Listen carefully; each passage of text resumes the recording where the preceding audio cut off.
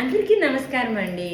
చూడండి, ఒక తండ్రి టీచర్ పిలిచారని స్కూల్కి వెళితే మీ యొక్క అబ్బాయి తాలూకా ప్రవర్తన ఏమీ బాగలేదని ఎవరు టీచరు తండ్రికి చెప్తారు. చెప్తే తండ్రి అయ్యో నా పెంపకంలో ఏం తప్పు ఉందా ఏంటా అనుకొని ఆలోచిస్తూ అబ్బాయిని పట్టుకొని అలా వస్తారనమాట.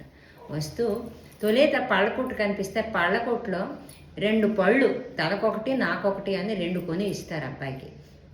ఇస్తే ఆ అబ్బాయి ఏం చేస్తాడు, 2 పళ్ళు కొరికేస్తాడు. సరే, మరి కాస్తసేపు అలాగ తండ్రి కొడుకు ఇద్దరు కూడా నడుస్తారు. నడిస్తే అలా నడుస్తుండగా ఒక నది వస్తుందన్నమాట. ఆ నదిలో అబ్బాయి చేయించి తండ్రి పట్టుకుంటాడు. అబ్బాయి చెయ్యి తండ్రి పట్టుకుంటాడు. పట్టుకుంటే అప్పుడు అబ్బాయి ఏమంటారు, బాబు ఏమంటాడు, మీరే నా చెయ్యి పట్టుకోండి, నేను మీ చెయ్యి పట్టుకోను అంటాడు. మళ్ళీ ఆలోచిస్తాడు, నా పెంపకంలో ఏదో తప్పు ఉంది, ఎందుకు వీడి ప్రవర్తన నెలకొంది అని మళ్ళీ ఆలోచించుకొని వెళ్ళగా ఒక గుంపుడు కుక్కలు వస్తాయి.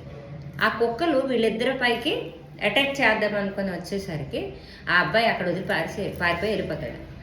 ఈ 3 విషయాలకి అలా గమనించుకొని లేదు, నిజంగా 100కి 99% నా పెంపకంలో ఏదో తప్పు ఉంది, టీచర్స్ చెప్పిన మాట కరెక్టే అని అనుకొని ఏం చేస్తాడు, ఇంటికి వెళ్ళి అన్ని విషయాల్ని అలా ఆలోచించి పిల్లల్ని దగ్గరికి పిలుస్తాడు.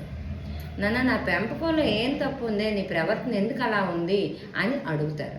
అడిగితే నాన్న మొదట ఈ విషయాలన్నీ చెప్తాడు, నువ్వు ఇలా చేసావు అని. మొదట మీకు 2 అరటిపళ్ళు ఇచ్చాను కదా, ఆ 2 పళ్ళు నేను మీరు నాకు ఇచ్చినప్పుడు నేను 2 ఎందుకు కొరికానంటే ఏ పండు తీయకుంటే అది మీకు ఇద్దామని. రెండోసారి ఎప్పుడైతే నదిలో మనం దాటుతున్నామో అప్పుడు నేను కానీ మిమ్మల్ని పట్టుకుంటే మీరు నాతో పాటు నేను ఏదైనా అజాగ్రత్త చేస్తే మీరు కూడా నాతో పాటు కొట్టుకెళ్ళిపోతారు. అదే కానీ మీరు కానీ నా చెయ్యి పట్టుకుంటే మీరు ఎన్నడికి నా చెయ్య విడవరు, అది నాకు తెలుసు. నేను అక్కడ మీరు సేఫ్, నేను సేఫ్. దాని తర్వాత 3వ దగ్గర కుక్కలు ఎప్పుడైతే ఎదురుకొచ్చాయో మీరు కుక్కలకి అటాక్ చేసినప్పుడు ఏదో కర్రో ఏదో ఒక రాయో కర్రో ఏదో పట్టుకొని వద్దామని నేను పక్కకు వెళ్ళాను.